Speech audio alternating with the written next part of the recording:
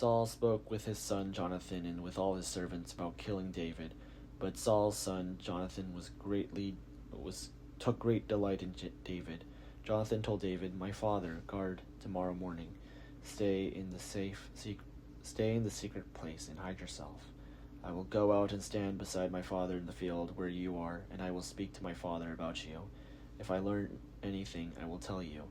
Jonathan spoke well of David to his father Saul, saying to him, "The king should not sin against his servant David, because he has not sinned against you, and because his deeds have been of good service to you. For he took his life in his hand where he attacked the Philistine, and the Lord brought about a great victory for all Israel. You saw it and rejoiced. Why then will you sin against an innocent person by killing David without cause?"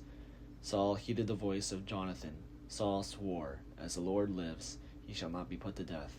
So Jonathan called David and related all these things to him. Jonathan then brought David to Saul, and he was at his presence as before.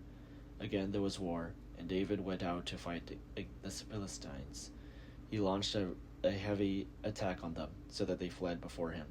Then an evil spirit from the Lord came upon Saul as he sat in his house with his spear in his hand, while David was playing music. Saul sought to pin David to the wall with the spear, but he eluded Saul so that he struck the spear into the wall. David fled and escaped that night.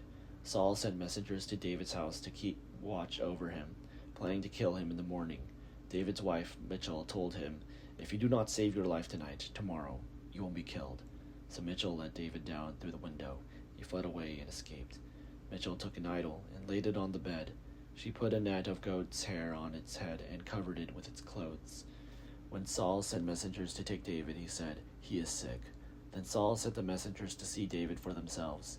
He said, "Bring him up to me in the bed, that I may kill him."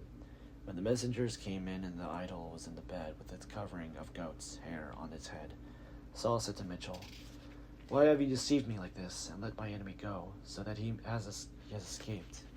Michal answered Saul, "He said to me, 'Let me go. Why should I kill you?'" Now David fled and escaped. He came to Saul at Ramah, and told him all that Saul had done to him. He and Samuel went and settled at Naioth. Saul was told, "David is at Naioth in Ramah." Then Saul sent messengers to take David. When they saw the company of the prophets in a frenzy, with Samuel standing in charge of them, the Spirit of God came upon the messengers of Saul, and they also fell into a prophetic frenzy. When Saul was told, he sent other messengers, and they also fell into a frenzy. Saul sent messengers again the third time, and they also fell into a frenzy. Then he himself went to Ramah.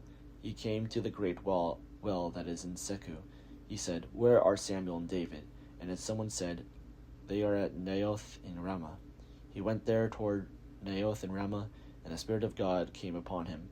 As he was going, he fell into a prophetic frenzy until he came to Naioth in Ramah. He too stripped off his clothes, and he too fell into the frenzy before Samuel. He lay naked all that day and all that night.